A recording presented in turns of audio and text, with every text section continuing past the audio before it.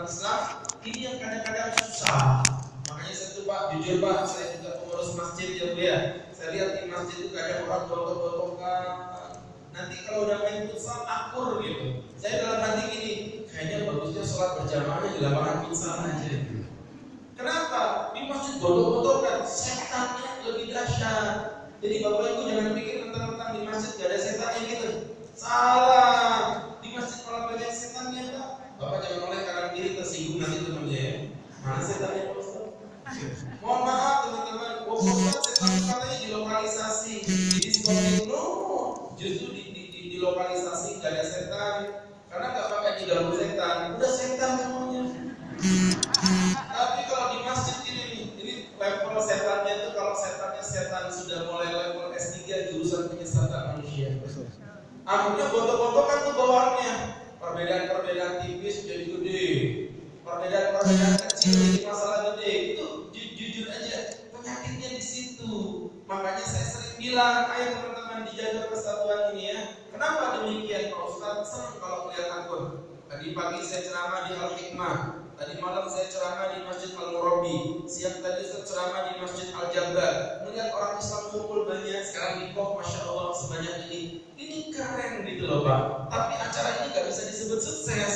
Kecuali apa Pak Ustaz? Kecuali kalau yang nanti ada di sini bersatu berukhuwah melaksanakan sholat subuh berjamaah di Masjid A, jumlahnya sebanyak ini. Masya Allah. Ini baru hebat. Namanya TOP GTL.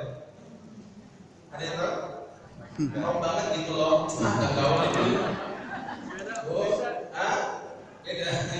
TOP GTL ya, gampang banget gitu loh. Jadi teman-teman yang dirahmati Allah, ini persatuan yang kayak gini yang akur-akurnya harus dijaga. Nah, salah satu penyakitnya persatuan itu adalah munculnya perbedaan-perbedaan di antara ulama yang disikapi dengan kebodohan. Akhirnya muncul apa? Bodoh-bodohkan. Bu, sholat subuh kamu pakai kunut, bodoh. Kamu gak pakai kunut, bodoh. Ya Allah yang dari dulu sering Pak itu di masjid-masjid bertengkar gara-gara masalah itu. Sekarang alhamdulillah udah gak ada perdebatan kunut, udah gak laku. Kenapa tak? Karena gak ada di sholat subuh. Ya Allah, gak tahu di Masjid Kok ini gimana sholat subuhnya ya. Ya Allah Pak, mohon maaf Pak, subhanallah. Saya tuh datang ke masjid-masjid yang gede-gede Bu. Ya kenapa Ustaz ambil contoh yang gede? Karena kalau yang kecil orang bilang di masjid kampung tak, orangnya dikit. Tapi kalau masjid yang gede mau alasan apa lagi? Di Islamik sebalik papan Kalimantan Timur sampai ke Jawa-Jawa saya kelilingin, subuhnya cuma 2 saf. Malah mohon maaf di Islamik itu kemarin 1,5 saf, belum dipotong pajak. Di Masjid Kok, Masya Allah ya, saya dengar di sini katanya pengajian tuh sampai berubah keluar-keluar kalau sholat subuh tuh Pak Ustaz. Cuma sampai keluar di luar semuanya, nggak ada di dalam. Ya Allah, ya Bu, kayak Bu nanti bangunin suaminya Bu ya. Iya, Nabi mengatakan rahimahullahu imro'atan, Allah merahmati perempuan yang bangun di malam hari. Kemudian apa? Dia ambil air wudhu, cuma qama yusalli rakaatain. Kemudian dia sholat 2 rakaat. Perhatikan, dia sholat 2 rakaat. Kemudian dia membangunkan suaminya. Jika suaminya tidak mau bangun, dia ambil air dicipratin banyaknya begitu. Masya Allah, berani nggak itu masalahnya? Ya Bu, nah ibu bangunin jangan langsung bangun. Ibu bangunin suami jangan. Kalau bangun rambutnya mekar kayak rambut singa begitu. Jangan, ibu sholat dulu 2 rakaat. Habis sholat tahajud baru datangin suami. Tapi lepas dulu mukenanya, bangunin suami pakai mukena kaget gitu dia. Jadi kerja kuntilanak kemudian ibu datang bangunin suami sambil dipijitin kakinya. Ayo bangun suami, suamiku ayo bangun tidur lagi gitu ya. Jadi teman-teman yang berbahagia, ayo dibangunin suaminya sholat subuh berjamaah. Kita kalau ngomong persatuan dari sholat subuh dulu Pak. Jadi Masjid Kok ini mau sukses apa tidak program pemersatunya? Ya buat tagline nanti Masjid Kok, Masjid Pemersatu Umat. Masya Allah, ayo siapapun Anda mau datang ramaikan masjid. Syaratnya satu aja, jangan pernah menjadi ikon pemersatu umat dengan mengkotak-kotakkan umat Islam. Apapun pendapat Anda, silakan. Apapun keyakinan Anda, ayo bareng kita tampung. Tapi jangan pernah menjudge orang, aku paling benar, yang lain sesat, yang lain bid'ah, yang lain bodoh, yang lain kafir. Alhamdulillah itu tidak diperbolehkan. Nah, sehingga teman-teman yang berbahagia butuh beberapa kaidah agar kita bisa menjadi orang yang bersatu. Ya, mohon maaf saya awali dengan sebuah cerita. Jadi Ustaz ada cerita ini Pak. Kalau Bapak Ibu mau saya ceritain. Tapi kalau nggak mau juga nggak apa-apa. Tampaknya Ibu nggak mau ya sudah. Kalau nggak mau nggak jadi cerita ya. Nggak Ibu kalau mau jangan diam aja. Mau nggak? Nggak bisa udah telat. Itu kan tadi. Baik teman-teman yang dirahmati Allah Subhanahu wa Ta'ala, gini Bu ceritanya Bu. Saya itu berangkat umroh Pak. Lagi berangkat umroh, subhanallah satu pesawat saya membimbingnya, saya di belakang depan ada 2 orang. Yang satu itu orang Solo. Kalau Solo itu kira-kira pendapatnya dia madhabnya Muhammadiyah. Tulen Muhammadiyah kalau orang Solo itu tulen sekali. Yang satu orang NU adalah salah satu suku ya, saya nggak mau sebut nama sukunya. Adalah pokoknya begitu. Saya pernah ngobrol-ngobrol gitu. Di tempatku banyak NU-nya. Oh, kalau di tempat kami yang namanya NU itu sudah agak mati Pak Ustaz. Pokoknya sampai tetes darah nggak bisa. Kalau dari nadanya sih kayak orang Sunda ya. Jadi teman-teman, akhirnya apa yang terjadi? Sahabat-sahabatku yang berbahagia, mereka debat tentang NU Muhammadiyah. Saya di belakang. Pas landing Jeddah saya bilang, Bang, kita udah di tanah suci. Udah, nggak usah debat ya. Close, perdebatan udah selesai. Iya Pak Ustaz. Akhirnya mereka ngobrol, bisik-bisik saya dengerin tuh. Mas, kita ini tidak boleh debat lagi sama Pak Ustaz. Sekarang begini aja, kira-kira kita akan buktikan NU sama Muhammadiyah ini yang benar yang mana? Gimana caranya Mas? Gampang. Masjidil Haram itu kan masjid orang Islam sedunia. Betul. Nah kalau begitu nanti sampai lihat saja, kira-kira Masjidil Haram itu Nahdlatul Ulama apa Muhammadiyah? Akhirnya mereka ngobrol, subhanallah. Turun di Jeddah, mereka datang pas waktu itu sholat subuh. Kami datang di Makkah. Imam Sudes habis pas apa namanya tidak Sami Allahu liman hamidan Rabbana wa lakal hamd Allahu akbar dari mulutnya kata orang Muhammadiyah itu Masjidil Haram Muhammadiyah. Pas lagi tarawih kita melakukan witir, pas witir Imam Sudes kuno panjang lagi. Kata siapa ini masjid NU. Nyubat mereka. Besoknya lagi habis selesai sholat tasbihnya dipelanin. Ini masjid Muhammadiyah Mas, bukan masjid NU. Pas sholat Jumat ada Jumatnya 2 kali. Tuh ini kayak masjid NU. Debat pusing mereka datang ke kamar saya. Pak Ustaz, sebenarnya Masjidil Haram ini masjid Nahdlatul Ulama atau masjid Muhammadiyah? Saya bilang ini masjid Nahdlatul Muhammadiyah ya. Jadi teman-teman yang berbahagia sesempit itu kan. Sekarang saya mau tanya, kalau memang NU yang benar, Anda yakin Nabi Muhammad itu Muhammadiyah? Kalau memang Anda yakin Muhammadiyah benar, Anda yakin Nabi Muhammad itu nggak NU? Teman-teman, itu ormas khilafiyahnya pun bisa dipertanggungjawabkan. Saya pernah ngerasain orang yang fanatik itu pernah Pak. Sampai saya kuliah di Yaman, di Al-Azhar University saya ditanya kamu jurusan apa? Saya bilang kalau bahasa Arab sudah banyak orang Islam belajar bahasa Arab di Indonesia. Ambil jurusan tentang waktu itu tafsir. Udah banyak ahli tafsir di Indonesia. Waktu itu ada tawaran kamu mau nggak ambil jurusan fikih perbandingan? Apa itu? Itu nanti belajar 4 mazhab Abu Hanifah, Malik, Syafi'i, Ahmad. Saya dalam hati mikir ini bagus, tapi nanti kalau lulus aku mau ngapain gitu kan? Jadi apa? Sampai orang tua saya bilang kamu nanti makan apa? Saya bilang saya insya Allah akan bisa makan Pak. Makan kue larista. Ya itu lagi dipersembahkan oleh DEP ya. Jadi teman-teman yang dirahmati Allah, Masya Allah, saya sempat diginiin sama almarhum Bapak. Yakin kamu? Kalau kamu yakin, bismillah nak, ambil jurusan yang kamu mau. Saya ambil jurusan fikih perbandingan.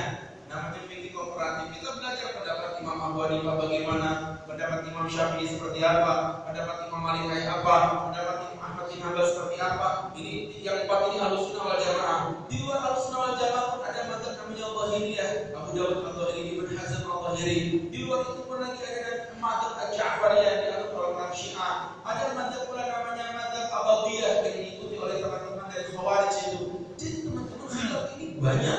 Kami pelajari. Ternyata terkhusus 4 mazhab tadi ya. Ternyata 4 mazhab tadi sepakat tidak mungkin ada pendapat yang terjadi khilafnya itu karena kebodohan, mustahil. Saya berani taruhan nih. Khilafnya tidak ada yang terjadi karena kebodohan. Khilafnya terjadi karena ada sudut pandang. Nah, untuk itu bagaimana Pak solusinya biar kami ini bisa bersatu? Teman-teman kembali kepada ilmu. Tadi sesuai tema kita. Nah, bagaimana tata caranya? Ada beberapa poin yang akan saya sampaikan. Ya, sebenarnya banyak, tapi ini saya sampaikan dikit aja. Saya kalau ceramah itu tergantung apa jenis minumannya. Kalau minumannya susu beruang, itu ibarat kata itu Pertamax. Kalau teh kotak itu Pertalite. Kalau air putih bensin aja. Jadi saya ceramahnya santai-santai aja, nggak terlalu serius amat lah ya. Jadi teman-teman yang berbahagia, yang dirahmati Allah Subhanahu Wa Taala, ini dengerin cerita. Saya bercanda bukan serius ya. Tapi kalau udah ngomong di ini nggak gerak keterlaluan juga sih ya. Jadi teman-teman ada beberapa item-item yang harus kita pahami. Yang pertama, cerdas membedakan antara usul dengan furu'. Itu poin yang pertama, membedakan antara usul dengan furu'. Apa sih Pak Ustadz usul itu dan apa furu' itu? Usul itu Pak, mohon maaf, sesuatu yang landasannya sudah jelas secara urut ataupun secara dalalah. Jadi dalil itu Pak, ini mohon maaf ya sedikit agak ke dalam ini, tapi saya pikir Bapak Ibu pasti paham Pak. Dalil itu ada dua, ada urut, ada namanya dalalah. Urut ini apa Kak? Urut itu maksudnya kekuatan dalil dari Nabi ke kita. Ini hadisnya sahih atau tidak? Itu namanya urut. Apakah dalilnya sahih atau dalilnya dhaif? Itu namanya urut. Tapi ada juga yang namanya dalalah. Dalalah itu gimana Kak? Dalalah itu maksudnya adalah yang ditunjukkan. Artinya sesuatu itu, teman-teman yang dimuliakan Allah, makna dari hadis ini apa? Karena kadang-kadang ada dalilnya urutnya kuat, tapi dalalahnya masih berbeda pendapat. Ada yang dalalahnya kuat, tapi urutnya berbeda pendapat. Saya kasih contoh aja kita biar nggak kebanyakan teori ya. Yang pertama, Bapak Ibu punten dengerin. Yang pertama ada yang dalilnya secara urut kuat, artinya secara sanad jangan ditanya, secara apa sambung menyambung dalilnya, secara kekuatan dalil clear. Contohnya Quran dah. Tapi ternyata dalalahnya, sudut pandang ulama dalam memahami dalil itu berbeda pendapat. Contoh, langsung masuk pada prakteknya surah Al-Maidah ayat yang ke-6.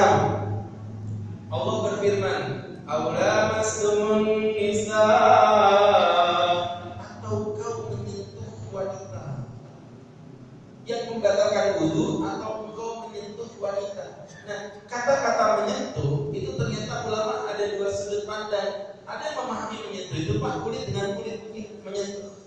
Tapi ada juga yang mengatakan, oh tidak, menyentuh itu maksudnya adalah berhubungan suami istri. Jadi kalau cuma kesentuh gini aja nggak batal.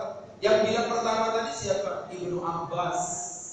Yang bilang yang kedua tadi siapa? Ibnu Mas'ud dan Ibnu Umar. Itu levelnya para sahabat Nabi loh. Bisa berbeda pendapat. Lah Ibnu Abbas mengatakan kesentuh gini nggak batal. Tapi kalau berhubungan itu baru batal. Itu diikuti oleh pendapat Abu Hanifah. Yang bilang tadi kesentuh batal itu pendapat Ibnu Umar, Ibnu Mas'ud, diikuti oleh mazhab Syafi'i. Syafi'i jadi rujukannya teman-teman dari kalangan NU. Makanya teman-teman NU bilang kesentuh gini hukumnya batal. Tapi dari teman-teman Muhammadiyah mengambil pendapat Imam Abu Hanifah yang mana menyentuh begini hukumnya tidak batal. Itu bukan karena ngawur, sudut pandang. Ayo, gini aja udah, pakai analogi. Ustaz menulis angka 6 gini Pak. Ustaz menulis angka 6 gini. Jawab ya. Dari tempat Ustaz angka itu kelihatan angka berapa? 9. Enggak. Ya, 6. Ya Allah. Saya ulangi lagi. Saya menulis ini Agus Khairul Huda yang menyuruh dan cabi-cabi ini. Menulis angka 6 nih. Nah, dari tempat Ustaz kelihatan angka berapa? 6. Angka 6. Bu, enggak usah bentak juga, Bu. Kaget saya. Dari tempat Bapak Ibu kelihatan angka berapa? 9. Terus Ustaz bilang ini 6 Bu, 9 tak? 6, 9 bego, 9 goblok. Terus yang goblok siapa?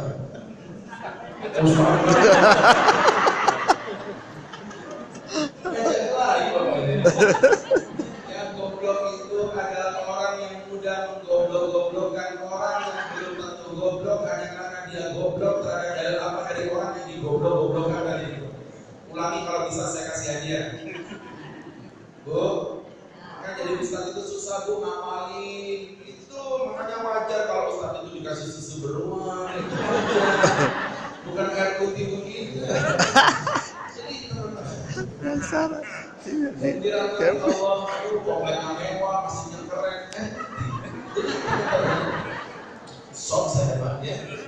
Jadi jamaah yang berbahagia, yang dirahmati Allah, yang goblok itu adalah orang yang mudah menggoblok-goblokkan orang yang belum tentu goblok hanya karena dia goblok terhadap dalil apa dari orang yang digoblok-goblokkan. Contoh, saya menggoblokkan, wah Mas Ustaz itu pakai kunut, bodoh itu karena ustaznya bodoh terhadap dalil apa dari orang yang saya goblok-goblokkan tadi itu. Paham maksudnya? Jadi artinya jangan mudah menggoblokkan sesuatu kalau Anda saja tidak paham sesuatu itu.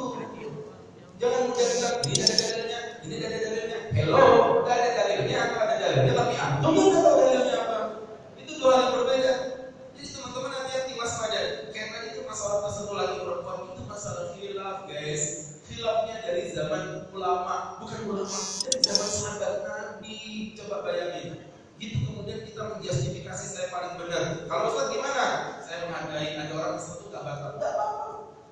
Tapi misalnya Ustaz pribadi mengambil mandat yang lebih berhati-hati, habis wudu dan gak usah satu sentuhan dulu sama istri. Lagian ibu juga gaya, gak wudu itu loh, gak pernah sentuh-sentuhan. Giliran wudu, ayo batal kamu. Ayo batal kamu. Jadi itu namanya genit bu, ya. Apa bahasa Sundanya genit apa? Centil.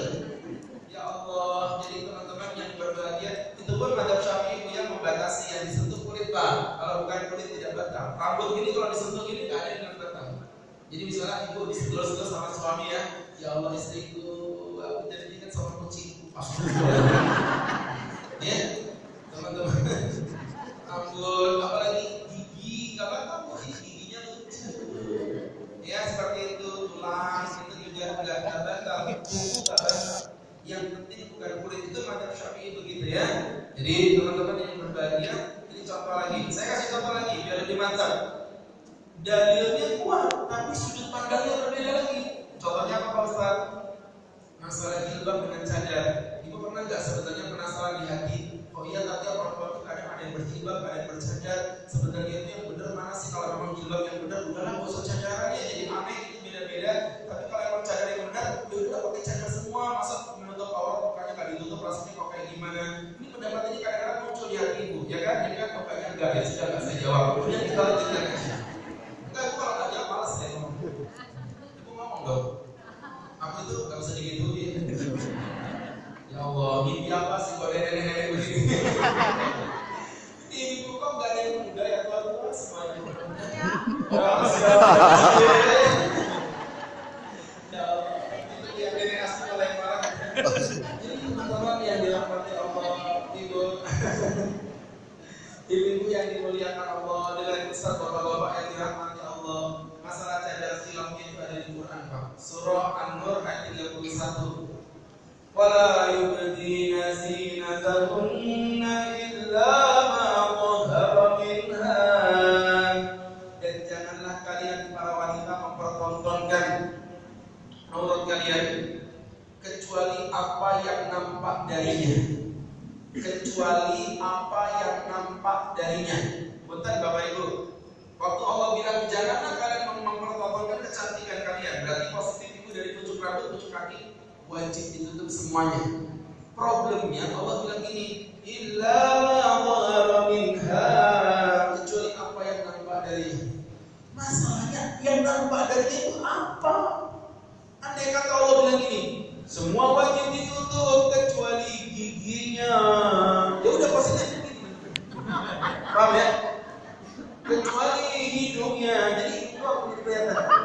Kalau ini bukan saya ngomong Anda, kalau tapi kan Allah bilangnya nggak gitu. Allah bilang apa tadi? Kecuali apa yang nampak darinya. Itu namanya kalimat mujmal, butuh untuk dipertegas. Nah dalam penegasan itu ulama beda pendapat. Dan hebatnya itu dari zaman sahabat sudah beda. Ibnu Abbas mengatakan ilama minha, yang nampak darinya itu maksudnya nampak tanpa sengaja. Contoh, misalnya bapak ibu pakai cadar, kemudian kena angin, mukanya kelihatan. Kayak di film India gitu. Paham ya?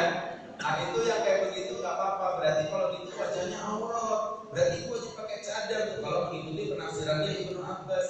Tapi penafsiran sahabat Jabir yang diriwayatkan oleh Imam At-Tabari menjelaskan ilam Allah haramina, kecuali apa yang nampak darinya itu yang nampak dari wajah dan telapak tangan. Merujuk pada hadis riwayat Asma binti Abi Bakar. Nabi masuk di dalam kamar. Ternyata di kamar ada Asma sama Aisyah. Ini kan saudaraan. Asma dengan Aisyah ini saudara.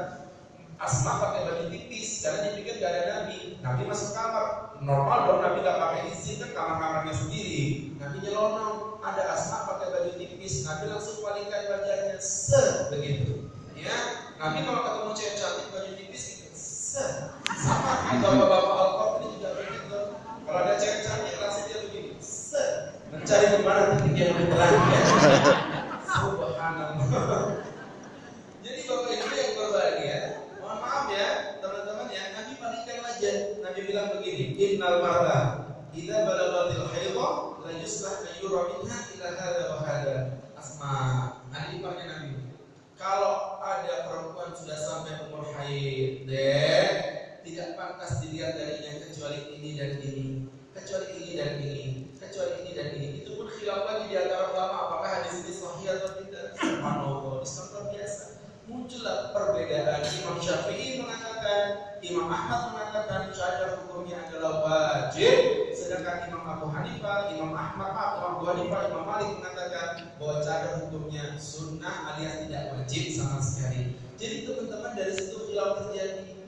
Makanya saling menghargai. Ya bu, ibu-ibu bercadar berarti menganut pendapatnya Imam Abu Hanifah dan Imam Malik. Ya, atau daripada Imam Syafi'i juga ada namanya Imam Ar-Rafi'i juga mengatakan begitu.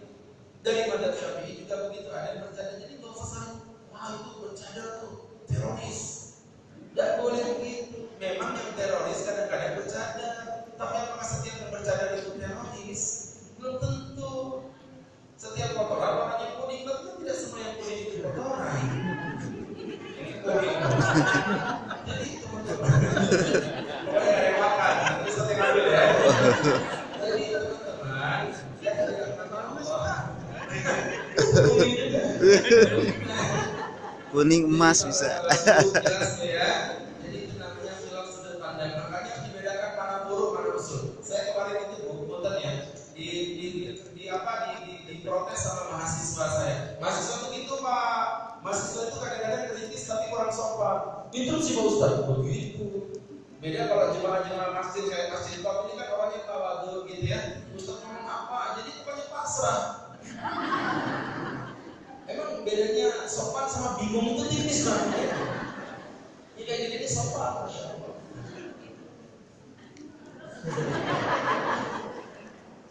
Jadi ini kayaknya udah terakhir kali saya disebut.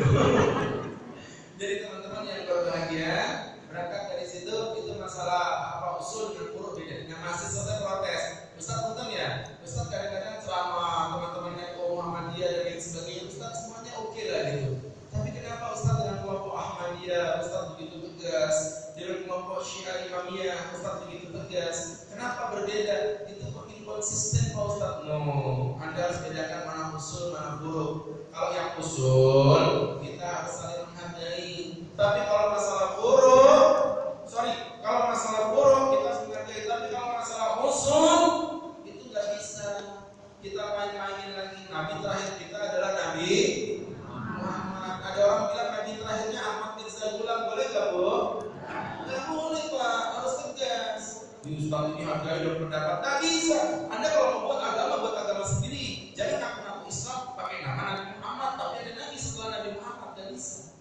Itu logikanya gini. Saya udah punya istri cantik, solihah, menghafal Quran, anak saya udah banyak, harta saya berlimpah, saya hidup barokah dengan istri saya. Dari jalan-jalan Pak di gedung sate, datang perempuan yang saya nggak kenal siapa dari mana, bilang depan istri sah saya gini, Mbak, ini istrinya Ustaz Agus Serap Hujan. Kira-kira Ustaz terima apa tidak? Tuh. Kalau yang tua ya makasih. Tapi kalau yang masih muda ya saya istiqomahkan dulu lah ya. Jadi teman-teman, artinya apa teman-teman? Dengerin ya. Artinya dari situ, ini masalah istri saya sudah ada, saya bahagia. Anda kalau mau punya suami lain silakan. Jangan ngaku-ngaku jadi istri saya. Saya udah bahagia dengan dia. Anda datang merusak rumah tangga saya. Sama seperti kita udah punya nabi, udah ada ayam nih nabi kita Nabi Muhammad, Qurannya sudah ada, hadisnya sudah ada. Jangan nyonya orang bawa ajaran yang mengaku ada nabi setelah Nabi Muhammad. Terus saya disuruh menerima dia. Hello, kita beda usul namanya. Paham maksudnya? Ya. Nah, berbeda dengan masalah kunut, gak kunut, terawih 11, terawih 23, mengenai tentang ada 5 sekali atau 2 kali. Itu semua sudah ada pembahasannya kita fikih. Jadi kalau ada orang baru lulus pesantren, dakwah, nyarca ulama, membodoh-bodohkan ulama, norak.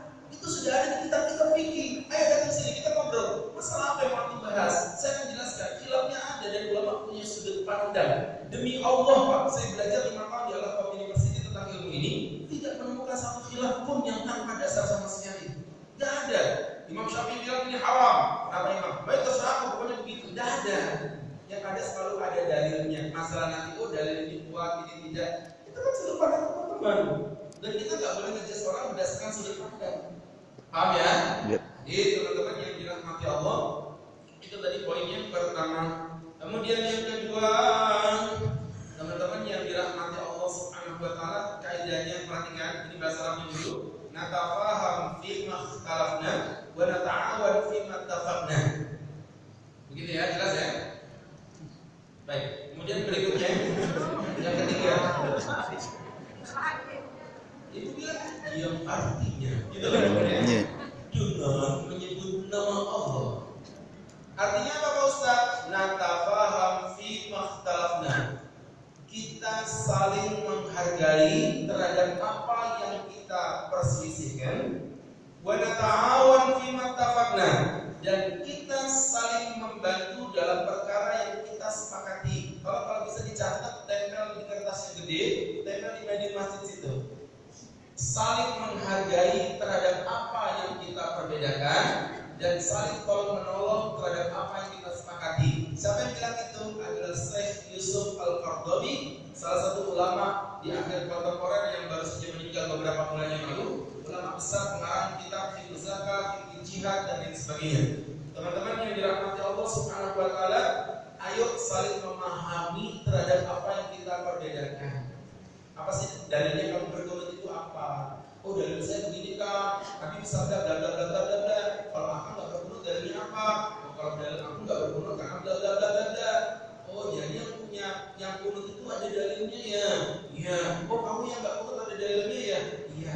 Berarti kalau itu kita ini sebenarnya sama-sama berpegang pada dalil, tapi sudut pandangnya berbeda. Kalau begitu saatnya berpelukan. Begitu. Gak capek kok kayak gitu doang. Menurut gak menurut? Norak.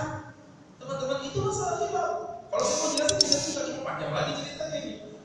Jadi teman-teman yang dirahmati Allah Subhanahu wa taala, itu kan masalah khilaf tentang sudut pandang terhadap ayat Al-Qur'an. Laisa laka minal amri syai'un aw yatuba 'alaihim aw yu'adzibahum fa innahum zalimun. Nabi Muhammad itu ceritanya utus pasukan ke orang Yahudi.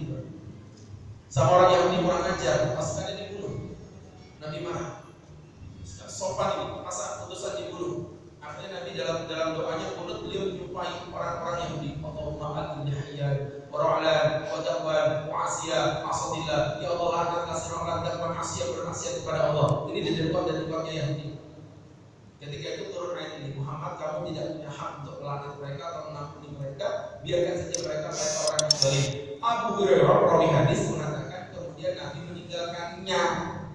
Nyanya ini kembali ke mana? Kembali ke kunut atau kembali ke laknat? Imam Abu Hanifah mengatakan nyanya kembali ke kunut. Maka Nabi setelah turun ayat itu tidak berkunut. Sedangkan menurut pendapat Imam Syafi'i, nyanya itu kembali ke laknat. Karena ayatnya memang pembahasannya tentang kunut, tapi kan ayat ini tidak ngomongin kunut, ngomongin tentang laknat. Sehingga ditinggalkan Nabi itu melaknat di dalam kunut, tapi kunut tetap masih ada. Itu sudut pandang ulama. Ya, teman-teman yang begini kalau kita jelasin orang pada, oh jadi gitu tentu. Kita tuh kadang-kadang kurang belajar. Makanya kenapa tema kita memahami perbedaan dengan ilmu. Ternyata kalau kita memahami ilmu yang kayak begini, aku cakap banget. senang melihatnya kalau kita umat Islam musuh kita lebih banyak. Kita sekarang cuma fokus menjatuhkan saudara kita sendiri, tapi merupakan saudara-saudara kita mualaf di Papua, saudara-saudara kita yang miskin kelaparan di Palestina. Kita cuma fokus di sini masalah khilaf, perbedaan, habis tenaga dan energi kita. Kita ngomongin kunut dari zaman dulu. Orang Amerika itu sampai ke bulan bu, tahu bulan? Istrinya Ahmad Dhani, bulan Jamil. Akhirnya itu bisa jadi masalah ya. Jadi teman-teman yang berbahagia, yang dirahmati Allah. Ya, jelas ya. Jadi, kita bersepakat perbedaan yang kita saling memahami, yang disepakati apa tadi? Bekerja sama. Bentar, saya kasih contoh. Ada yang nggak menurut, ada yang menurut, saling ngobrol, diskusi. Oh, ternyata kita sama-sama punya dalil. Iya kan, kita punya dalil, kita berteman yuk. Kalau kita berteman, yuk kita kompakan dicari yang kita sama aja. Sama-sama apa? Yang berkunut ternyata penggerak subuh, yang nggak berkunut penggerak subuh. Yuk kita gabungan buat ikatan penggerak subuh, sholat berjamaah masjid off. Begitu. Apa yang terjadi? Buat anak-anak muda yang kecil-kecil datengin. Ayo berikan mesin ceklok. Anak-anak kecil yang bisa sholat subuh berjamaah 1 minggu dapat 1 gol. 1 bulan 1 diamond. 3 bulan berturut-turut dapat apa lagi di atas diamond itu apa? Platinum. Nah, platinum sudah dapat, nanti bisa ditukerin sepeda. Begitu, jangan cuma nyebutin nama ikan bisa dapat sepeda. Kita berbahagia, tapi bagaimana kita bisa menunjukkan itu? Yang perempuan berjilbab dengan bercadar kumpul jadi satu, kemudian sewa mall paling besar di Bandung. Mall apa namanya? Ya itulah sesuatu namanya ya. Pokoknya begitu. Nanti sewa tuh 2x2 meter. Ada yang challenge itu yang apa? Tete-tete yang belum berjilbab ya. Wanita-wanita yang berpahala. Kalau berpahala, berpahala ya. Didatangi tete sini apaan? Mau nggak challenge apa? Tete mau nggak berjilbab? Enggak, saya tidak berjilbab ya. Udah tes kita cuma mainan doang di jilbabnya. Habis itu teteh buka lagi nanti pakai baju telanjang lagi apa? Udah waktu gitu Pak. Akhirnya didadari ibu sehat yang dari salon-salon kecantikan muslimah. Gubernur itu pakai jilbab di foto. Nanti fotonya ada 2, ditempel itu di sertifikat foto before and after. Atasnya kasih surat An-Nur ayat 31. Nanti di rumah dia lihat, ya Allah, berjilbab ternyata cantik juga. Aku mau mencoba berjilbab jadi hidayah, ya Allah. Gak usah ceramah, gak usah. Itu kebanyakan daya, ya. Gak mau praktek. Ini prakteknya yang kecil-kecil kayak begini ya. Ayo teman-teman, bismillah, ini tunjukkan dakwah dengan dakwah yang sesungguhnya. Itu tadi yang kedua. Kemudian yang ketiga, menjaga lisan dari setiap orang yang bersyahadat. Siapapun yang bersyahadat, hukumnya Islam dulu.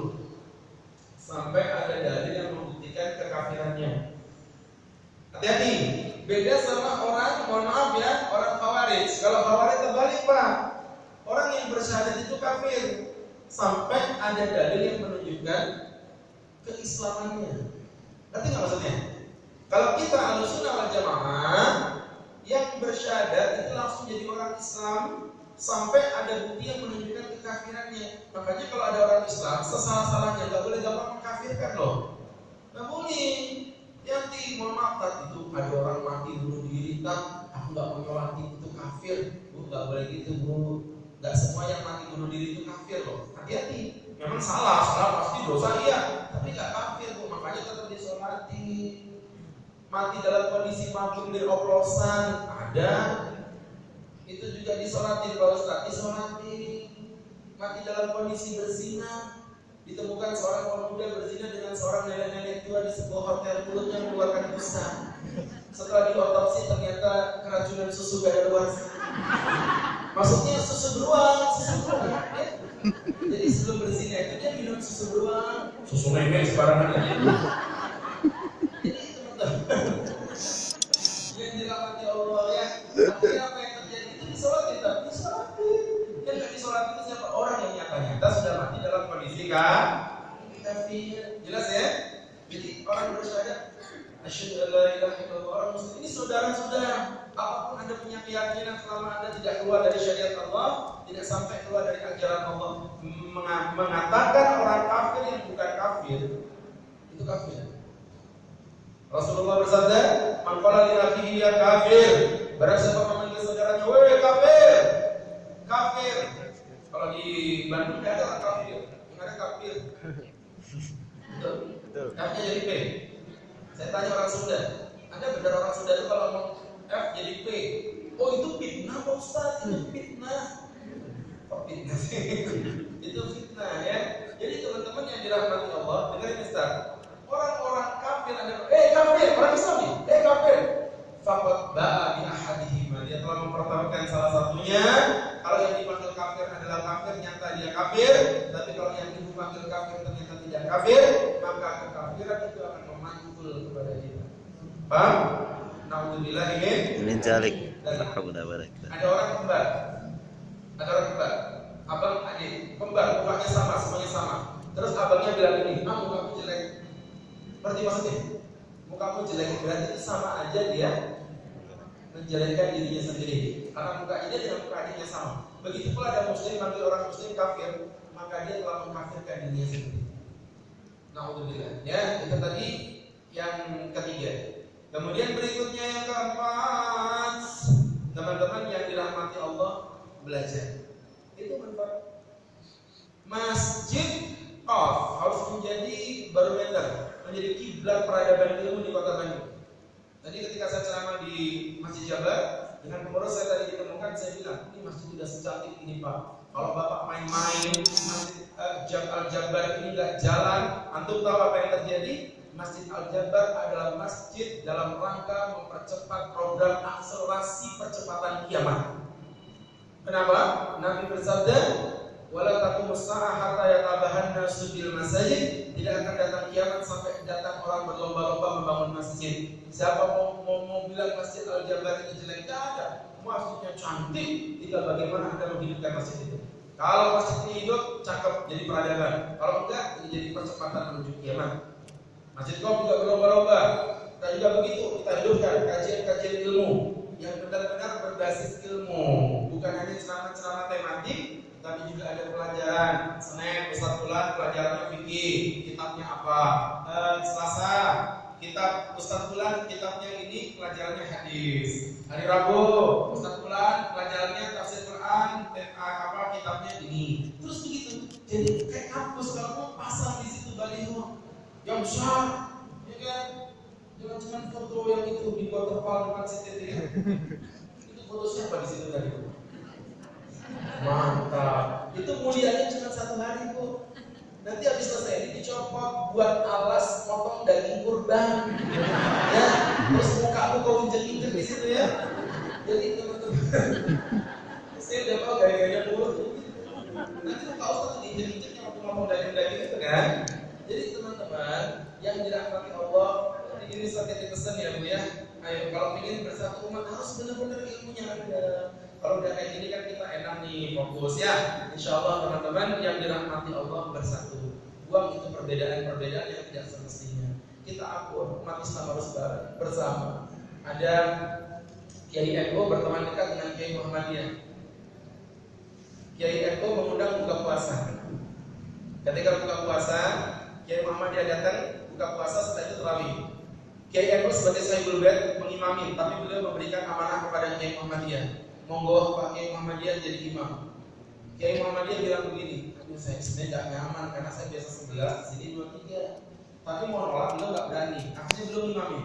Tapi agar tidak memecah belah umat, beliau balik badan, bapak-bapak, kami mohon maaf, ini saya biasa 11, saya di Muhammadiyah biasa 11, bapak-bapak kan NU biasa 23. Tapi monggo, ini mau 23 atau 11. Oh, di situ orang jawab, oh, nggak bisa Pak Kiai. Kalau kami ini 23 ini sudah akan mati. Itu orang malah corong-corong. Jadi teman-teman, nggak mau pokoknya 23. Oh, nggak apa-apa, 23 aja nggak usah ikut ya. Baik, imamnya Muhammadiyah tapi 23. Cuman Pak Kiai ini keren Pak. Dia pun hebat, sholatnya panjang. Baru 8 rakaat itu ke 1 jam setengah. Selesai 1 jam setengah dia balik aja. Bapak-bapak gimana? Apa mau dilanjutkan 23 atau cukup 11? Kayaknya 11 saja Pak Kiai, kalau sudah nggak tahan lagi. Akhirnya mendadak dari Muhammad sama dia semua. Mudah-mudahan bermanfaat. Allah cintai kita, Allah sayangi kita, Allah masukkan kita ke dalam surga. Amin ya rabbal Amin, alamin. amin, barakallah. Pertanyaan boleh berkaitan tema, boleh di luar tema. Ustaz berikan kesempatan buat teman-teman yang mau bertanya. Tafadhol. Mangga, panitia. Dua, panitia. Saya.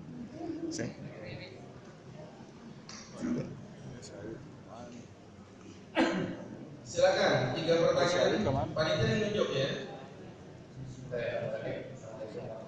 Waalaikumsalam warahmatullahi wabarakatuh. Ustaz, berkenaan dengan tadi pemahaman Ustaz tentang mazhab ya. Saya ingin bertanya Ustaz, dari mana asal usulnya mazhab itu bisa diklaim oleh beberapa ormas gitu ya. Misalkan Hanafi diklaim mazhabnya Muhammadiyah gitu saja. Nah, kemudian yang terakhir karena saya lahir di Ustaz, yang kedua oleh diversi terakhir saya diajak itu Ustaz. Nah, yang mau saya tanyakan Ustaz, dari keempat mazhab ini mana yang lebih representatif untuk sehat Ustaz? Apakah mazhab Hanafi, Hambali, Syafi'i atau semuanya boleh kita ikut? Sementara ini kan ada mazhab yang baru. Baik, syukur Ustaz, dengan saja Ustaz. Sama-sama. Pertanyaan kedua, silakan. Saya. Iya, panitia tunjuk saya. Saya ada.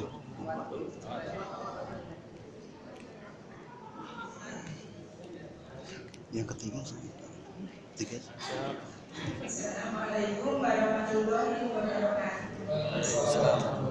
Izin bertanya Pak Ustaz, untuk masalah barisan ya, kalau misalkan masalah ya, untuk kunut sama nggak kunut. Terus kalau senggolan kulit, kadang saya juga sama suami teh suka beda pendapat Pak Ustaz. Kalau saya kayaknya gini, biarin, kalau cuma kesenggol mah nggak apa-apa gitu ya. Tapi kalau suami saya langsung lari ya Pak Ustaz ke air ya, udah masuk ke nyenggol gitu ya. Terus yang kedua masalah kunut ya Pak Ustaz, kalau dia pengen kunut, kalau saya makan enggak, dan saya mah ada ilmu, Muhammadiyah ada, ilmu ada, persis ada ya gitu. Nggak usah, nggak suruh ke masjid ini. Ke masjid enggak, sana mah udah nggak pernah pakai kunut gitu. Nggak apa-apa, mau kunut sendiri nggak apa, orang lain nggak kunut, kunut aja sendiri. Terus gimana Pak Ustaz, saya cara ngasih tahu ke suami gitu, datang-datang pengen ke masjid nggak kunut gitu. Terima kasih Pak Ustaz sebelumnya. Wassalamualaikum warahmatullahi wabarakatuh. Salam. Ketiga saya Pak. Jadi anak. Oh, belakang. Oh, itu diberi. Langsung nanya. Hah? Langsung tanya nanti beres ini. Penting sih, penting pisan tuh masalah dajjal euy.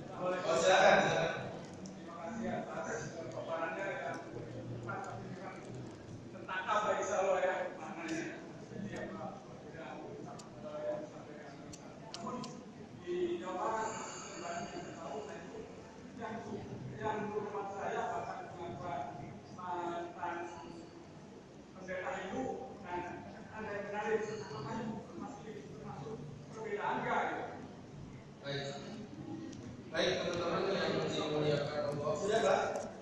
Alhamdulillah. Oke, terima kasih Pak. Baik, teman-teman yang dirahmati Allah, ini ada 3 pertanyaan tapi 5 pertanyaan ya. Yang pertama adalah klaim mazhab berkaitan dengan masalah kapan mazhab itu muncul dan lain sebagainya. Jadi gini Pak, dalilnya itu satu, Quran hadisnya sama. Cuma seiring waktu penafsiran itu pasti akan berbeda, itu wajar. Gini, pernah main ini tidak yang ada orang berjajar sampai 5 baris, terus yang di depan dibisikin Bapak pergi ke pasar membawa pepaya. Nanti yang di belakang ngomong gitu, Bapak pergi ke pasar, itu yang paling di belakang pasti akan berbeda itu nanti. Pernah main gitu ya? Ya. Nah, itu mirip seperti itu. Dalam periwayatan hadis memahami, kalau teksnya tidak berubah, bukan dari zaman dulu sampai sekarang ya begitu. Tapi dalam memahami cara sudut pandang, tadi kita sudah pelajari dengan istilah dalalah, itu memang akan muncul perbedaan-perbedaan seperti itu.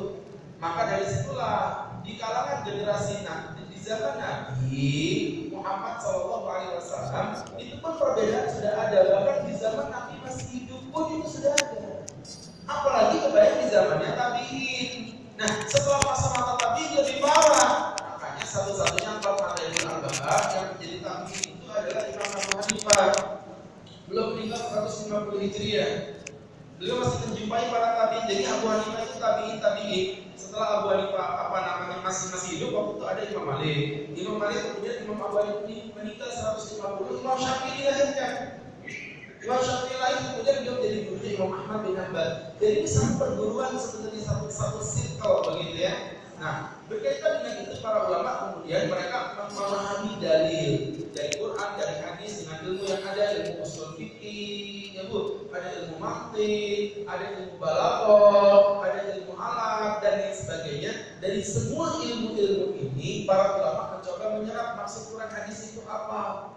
Maka orang-orang awam yang bodoh seperti saya, bapak ibu kita semua ini yang jauh dari ilmu agama dipermudah dengan keberadaan madzhab-madzhab itu sebagai polarisasi para ulama untuk berijtihad. Itu poin yang pertama. Ya, kemudian yang kedua tadi, lebih kuat mana Pak Ustaz? Tidak akan bisa dijawab karena masalah sudut pandang. Sekarang bapak saya tanya, yang tadi saya nulis angka 6 itu menurut bapak lebih kuat saya atau ibu tadi yang saya bilang 6 atau ibu bilang 9?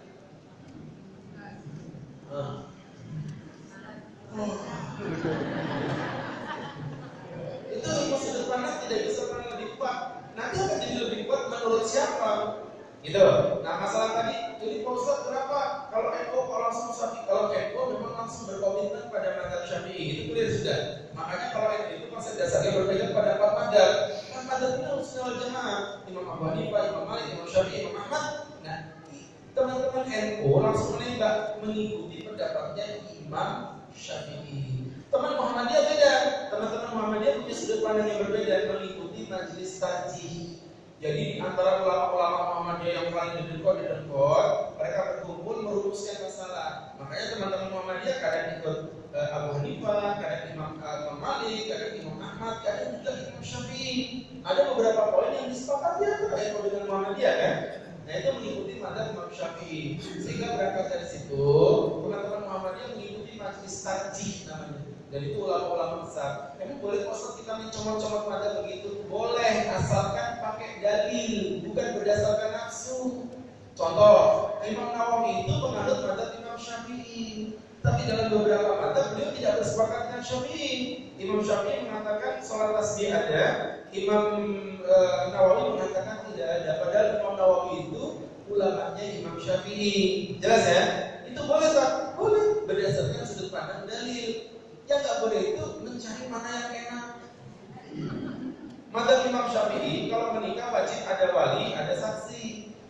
Madzhabnya Imam Abu Hanifah tidak wajib ada wali, yang penting ada saksi. Imam Malik ada saksi, yang penting nggak ada saksi nggak apa-apa, yang penting ada wali. Kalau madzhab Imam Abu Hanifah dengan Imam Malik kau pertemukan, tidak pakai wali dan tidak pakai saksi, itu namanya madzhab al-prostitusi. Itu Pak. Makanya teman-teman, saya bilang kalau Anda konsisten pada satu madzhab dulu, satu guru dulu, monggo silakan. Setelah itu nanti kita belajar lagi lanjutannya. Ada ilmu-ilmunya, nanti ilmu usul fikih, ilmu tarjih bainal adillah, ada istihsan, satu darail, syarhu man qablana, qaul al-Madinah. Enggak usah saya sebutin lah, orang ibu juga enggak paham kok ya. Pokoknya begitu kan. Ya, teman-teman, itu jawaban untuk Bapak tadi yang pertama. Yang kedua, suami beda pendapat. Suami saya berbeda kan? Oh pasti berbeda, kalau sama mana bisa punya anak ya. Jadi teman-teman ketika suami berbeda gak ada masalah, aman aja. Mohon maaf, ibu punya keyakinan gak masalah, suami punya keyakinan juga gak masalah. Tadi kan saya sudah bilang, kita ambil jalur aman aja. Kalau habis itu upayakan tidak punya itu kan lebih aman menurut semua madzhab. Ya kan seperti itu, tapi bukan mensentuh-sentuh. Ibu kayak lagi butuh kasih sayang, ya kasihan banget. Jadi teman-teman, dia dirahmati Allah Subhanahu Wa Taala, selesai sholat nanti cuma sentuh-sentuhannya, nggak ada masalah dengan suami. Suami ibu sendiri loh, bukan suami tetangga loh ya, awas ya. Nanti sentuh-sentuhan dengan suami tidak apa-apa. Romantis itu sunnah Pak. Makanya itu kadang-kadang agak sama bapak-bapak ini, Pak kalau sama istri juga mohon maaf pun tentu kalau kami dirahmati suami ibu janda. Nah itu enggak pakai daster, butut, geteknya robek. Saking hancurnya nggak bisa dibedain mana belum benar. Terus ini loh, saya kasih tahu saya wakil bapak-bapak ya. Romantis itu kan kebohongan. Oh iya. Terus kalau suami bilang, kamu adalah wanita tercantik yang pernah ketemu dalam hidupku, itu bukan bohong lagi, itu fitnah. Serius? Ya. Yang ini paling cantik di dunia itu mustahil loh. Tapi kebohongan itu membahagiakan ibu. Makanya kami laki-laki ini kadang-kadang harus berbohong. Gak apa-apa. Tapi maksudnya ibu dandan biar bohong kami itu gak keterlaluan guys. Ya. Nanti ibu pulang praktekin langsung ya. Pakai baju warna pink. Jangan tipis. Kulitnya hitam. Kontrasnya luar biasa. Kalau dari kucing 3 ke atas. Ya Allah.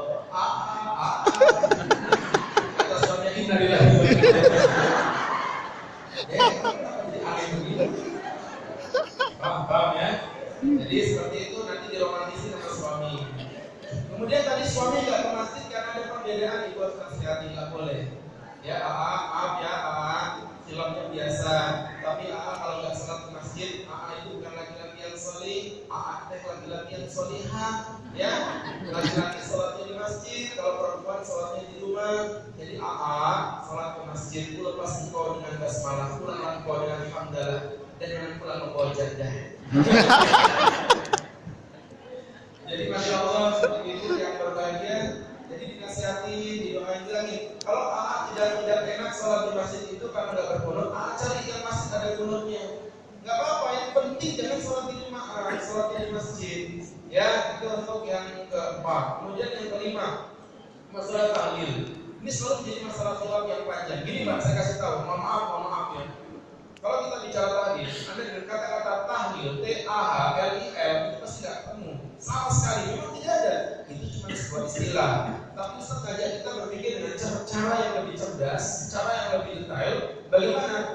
Dasarnya bukan ngomongin tahlil, ngomongin judulnya kalau dalam bahasa Arabnya ulul thawab ilal mayyit, hukum transfer pahala kepada orang yang meninggal dunia. Itu sampai atau tidak, ulama ternyata memang beda pendapat. Ada pendapat sebagian kecil mazhab Imam Syafi'i mengatakan tidak sampai berdasarkan hadis wa laisa lil insani illa masaha, dan tidaklah seseorang itu mendapatkan pahala kecuali dari apa yang mereka kerjakan. Jadi kalau orang mati ya udah nggak ada pahala lagi. Itu pendapat yang pertama. Pendapat yang kedua, pendapat mayoritas ulama, Imam Abu Hanifah, Imam Malik, Imam Ahmad, dan sebagian mazhab Syafi'i. Seperti mohon maaf ya, teman-teman dari Imam Nawawi, Imam Al-Baghawi itu mengatakan sampainya pahala itu kepada orang yang telah meninggal dunia. Jadi ini clear masalah khilaf. Kemudian berkenaan dengan masalah hari itu tata cara sama sekali tidak menyentuh daripada aturan syar'inya. Makanya mohon maaf, saya nggak sempat ngedoain orang tua di hari ketiga.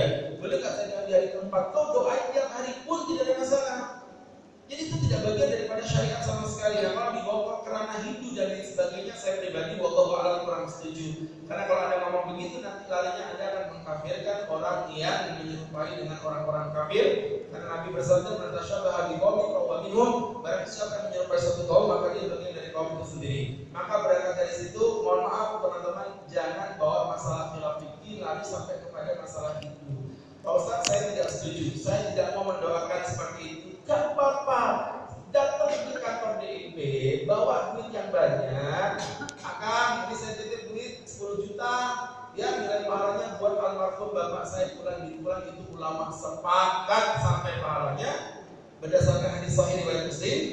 Ya Rasul, aku punya ibuku meninggal dunia dan dia adalah orang yang gemar bersedekah. Bolehkah aku bersedekah atas nama ibuku? Kata Nabi, bersedekahlah dan pahalanya untuk ibumu.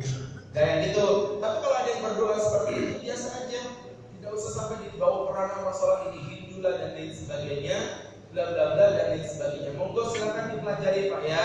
Di YouTube banyak kita punya ustaz-ustaz, lihat dari sudut pandangnya. Oh, ini yang memperbolehkan. Oh, ini dalil yang tidak memperbolehkan. Jadi orang nggak boleh fanatik, harus yang cerdas dalam memahami dari dua sudut pandang. Wallahu a'lam bishawab. Saya tambahin 2 pertanyaan, mangga silakan. Panitia.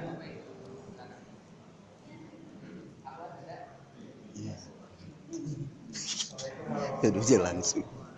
Assalamualaikum. Mangga. Sesuai dengan ayat Al-Quran Al-Imran ayat 7, di sana ada ayat-ayat muhkamat dan mutasyabihat. Nah, bagaimana kita melihat hal seperti itu? Berbeda dengan perbedaan itu. Apakah ada kaitan dengan analisis menafsirkan ayat-ayat tersebut? Baik. Demikian, terima kasih Ustaz. Assalamualaikum Warahmatullahi wabarakatuh. Waalaikumsalam warahmatullahi wabarakatuh. Silakan satu lagi.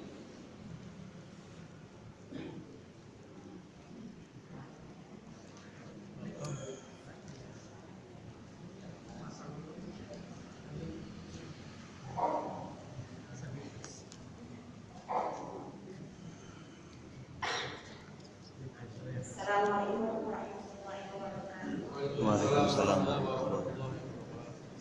Ustaz, mengenai pakai cadar, saya bertanya, kalau saya kan kadang-kadang di lingkungan di rumah itu nggak pakai, jadi yang saya keluar rumah mau dengan pakai pengajian ini saya pakai.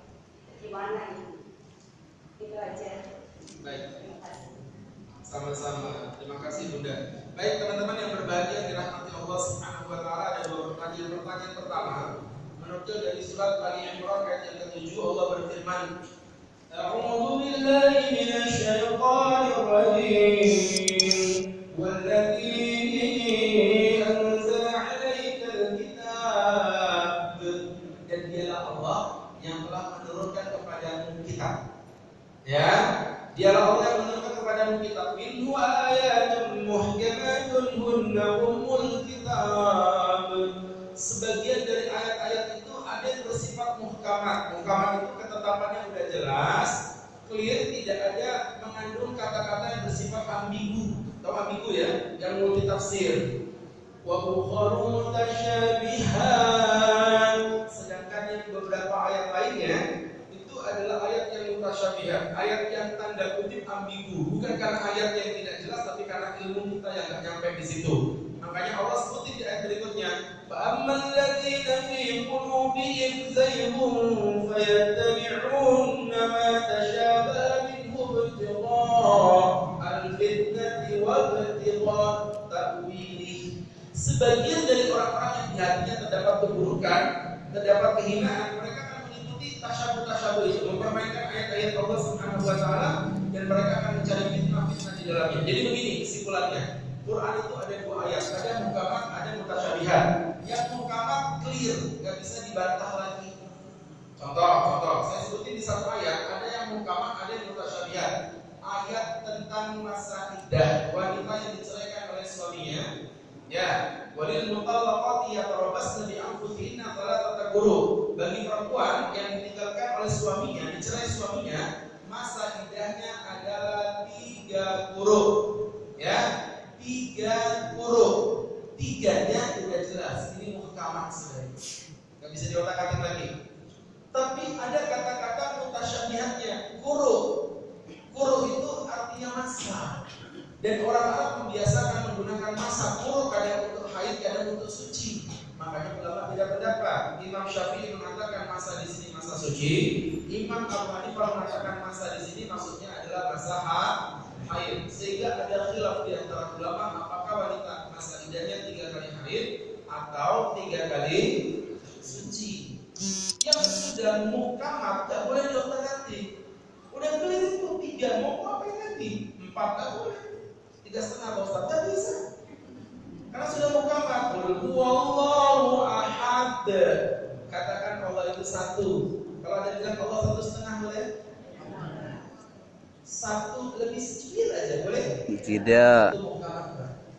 Tapi kalau mohon maaf ya, ketika kita mengatakan bahwa Allah berada di arsy-Nya, itu mutasyabihat. Makanya ada yang mengatakan istiwanya Allah itu kayak duduk di atas kursi begitu, ada. Tapi ada juga yang mengatakan tidak, maksudnya istiwa itu Allah menguasai arsy-Nya Allah Subhanahu wa taala. Paham ya? Ya. Jadi itu yang namanya mutasyabihat. Nah, maka Allah menyebutkan warasikun, orang-orang cerdas yang bisa memahaminya. Makanya butuh belajar tadi itu. Ya, di situ kita sepakat bahwa apa yang sudah menjadi muhkamat tidak boleh dibantah dan apa yang menjadi mutasyabihat kita pahami memahami hilangnya adat tanpa perlu menjustifikasi dan menyesatkan satu dengan Yang dengan lain. lain. Itu poin pertama. Poin kedua tadi Bunda mengatakan bercadar, tapi cadarnya, mohon maaf tadi saya kurang jelas. Maksudnya di rumah itu di dalam rumah atau di depan pintu, di komplek. Nah, gini saya kasih tahu. Kita harus konsisten Bu, ya. Kalau memang ibu berpendapat cadar, maka komitmennya bukan di rumah, di luar rumah, di dalam komplek, di luar komplek bukan. Di depan siapa? Kalau di depan laki-laki yang bukan mahram, nggak boleh buka cadarnya. Kalau memang udah berkeyakinan cadar ya, biar komitmen. Karena kalau cadar, kalau jilbab kita, biar komitmen. Jangan nanti kita setengah-setengah. Ya namanya jilcap. Jilbab cadar maksudnya ya. Jadi teman-teman kalau memang begitu ibu di dalam komplek harus pakai jilbab. Kalau memang ketemu laki-laki yang bukan mahramnya, nah gitu. Tapi kalau memang tidak bercadar dari awal, memang meyakini tidak bercadar, ya memang komitmennya seperti itu. Sama buat ibu yang berjilbab juga komitmen. Kadang ibu kayak begini berjilbab. Ini karena di pengajian. Tapi kalau dari depan rumah sambil jemur baju, nungguin lelek sayur, tukang lelek sayur, udah langsung sayur. Apa ini? Hah? Aduh, udah. Pakai baju KFC, keteknya kelihatan. Mau keluar ada lilin apa cilok. Mau astagfirullahaladzim, gak boleh. Ambil jilbab yang panjang. Set, berubah. Cilok. Paham? Sama yang jilbab juga yang juga selesai. Jadi kalau yang kayak tadi ibu lakukan, wallahu a'lam ya, itu kayaknya kurang pas. Jadi kalau memang ibu saya mau bercadar biasa istilah, bercadar komitmen selama di depan laki-laki yang bukan mahram, kalau di dalam komplek itu tetap harus menggunakan cadar. Wallahu a'lam bishawab. Masya Allah. 1 jam setengah tanpa terasa, ibu yang tidak terasa, saya terasa sekali. Ya. Nanti kata susu beruang mungkin bisa lah dipakai saya. Jangan sampai detik-detik akhir ternyata tidak berubah. Maka kita cukup sekian. Mudah-mudahan Allah berkahi kita, Allah cintai kita, Allah sayangi kita. Kita berkomitmen untuk bersatu Masjid Qom menjadi masjid nomor 1 umat. Amin ya rabbal Alamin. Dan dari ikhlas layan-layan kita ampun bareng. Kita bersatu-satu tujuan menyembah pada Tuhan yang sama, beribadah dengan Allah yang sama. Kalau ada perbedaan mari kita saling menghargai. Insyaallah, sebagaimana Allah berfirman kita di Masjid Qom, telah Allah berfirman kita bersama Rasulullah di surga yang kita cukupi dengan berdoa bersama-sama. Amin alhamdulillah rabbil alamin hamdan wa fi 'abduhu wa yukafi mazidah. Amin. Ya Rabbana lakal hamdu kama yanbaghi li jalali wajhika wa 'azimi sultanik. Allahumma salli wa sallim wa barik ala rasulika sayyidina Muhammadin fil awwalin wal akhirin wa fi kulli waqtin wa hina fil mala'il a'la ila yaumiddin. Ighfir dhunubana wastur uyubana wa nawwir qulubana wa waj'alna bi nuril iman la tadallana dhanban illa ghafarta wa la 'aiban illa satarta wa la hajatan illa qadaita wa la hamman illa farajta. Rabbana atina fid dunya hasanah wa fil akhirati hasanah wa qina 'adzaban nar. Rabbana ij'alna mimman yuhibbuka wa tuhibbana. Allahumma ijma'na kama jama'tana fi hadzal makan wajma'na Nabi sallallahu alaihi wasallam 'inda yaumil mahsyar bi rahmatika ya 'aziz ya ghaffar. Rabbana zalamna anfusana wa illam taghfir lana wa tarhamna lanakunanna minal khasirin. Wa sallallahu ala sayyidina Muhammadin nabiyil ummi wa ala alihi wa sahbihi wa sallam wa rizqana tab'atina wa dhahira batina ya arhamar rahimin.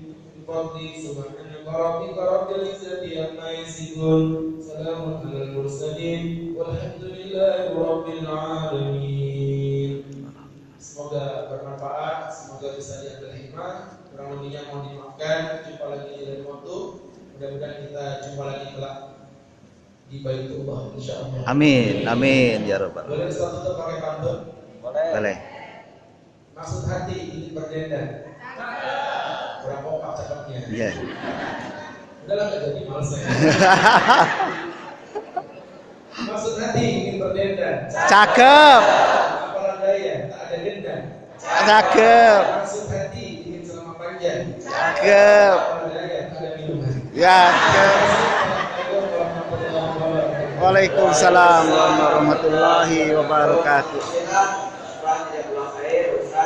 Atas materi yang disampaikan. Tentunya untuk ibu tetap bertahan di tempatnya, begitu pun bapak-bapak, bapak ibu, ayah bunda semuanya. Karena masih banyak kalian ya, nanti cukup menjawab pertanyaan sebelum kita akhiri dan juga keluar dari ruangan ini. Baik, yang pertama pertanyaannya, apa itu khilaf? Ada yang tahu?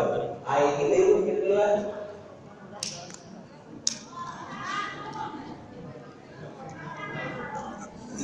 Hilap. Masih banyak pertanyaannya. Masya Allah. Ibu yang silakan.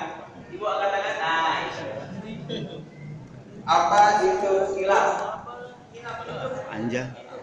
Perbedaan apa tuh? Perbedaan di sudut pandang. Baik, betul. Yang kedua, surat apa yang membahas tentang cadar dan hijab? Nah ini, ibu. Apa bu? An-Nur ayat 31. Betul. Masih ada pertanyaan lagi. Ketika terjadi perbedaan pendapat, apa yang harus dilakukan? Wah, ibu-ibu semua nih. Yang paling belakang, Kak Erwin. Saling menghargai satu sama lain terhadap apa yang sedang diperselisihkan. Betul. Oleh satu. Selanjutnya, apa itu usul? Tadi ada usul, ada guru. Mana? Yang duluan? Nah ini, yang depan, yang duluan. Yang depan? Sesuatu yang tidak bisa dirubah atau ditelorin. Perkara yang pokok atau utama tidak boleh berbeda. Baik, betul. Hadiahnya. Masih ada teman. Apa kalimat yang disampaikan Syekh Yusuf Al-Qardawi? Ada yang tahu? Ayo, ibu.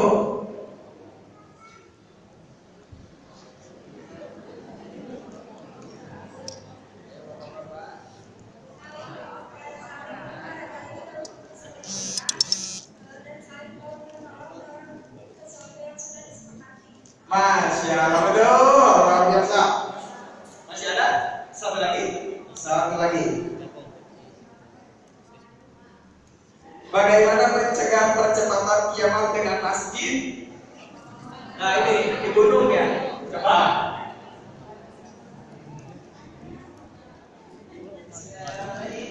Masjidnya terbuat megah, tapi ketika diramaikan tidak dikatakan secara maksimal.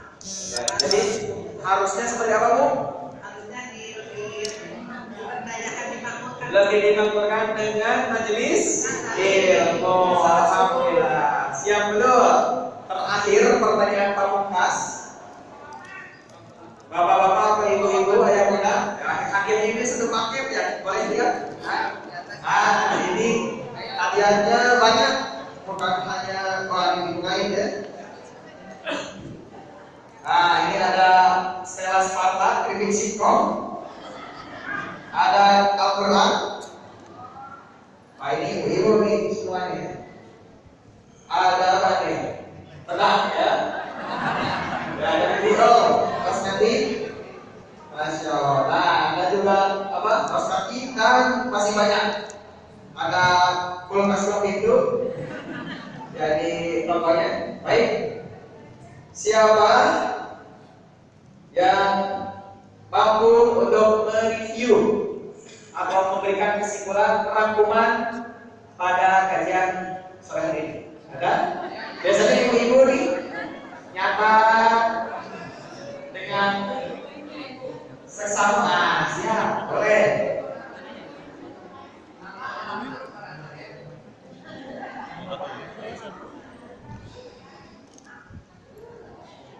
Baik, namanya siapa, dari mana?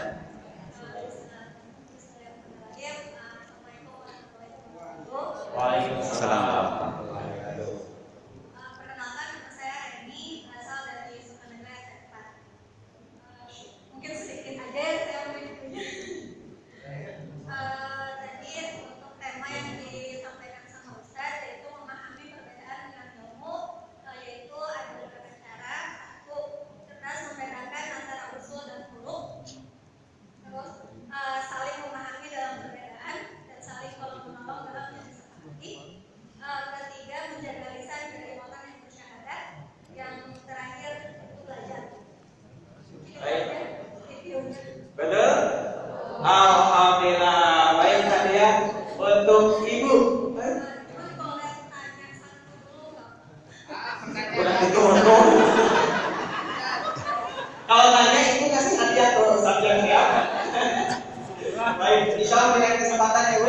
Insya Allah mudah-mudahan pada akhirnya Ustaz masih sampai kawan sampai besok.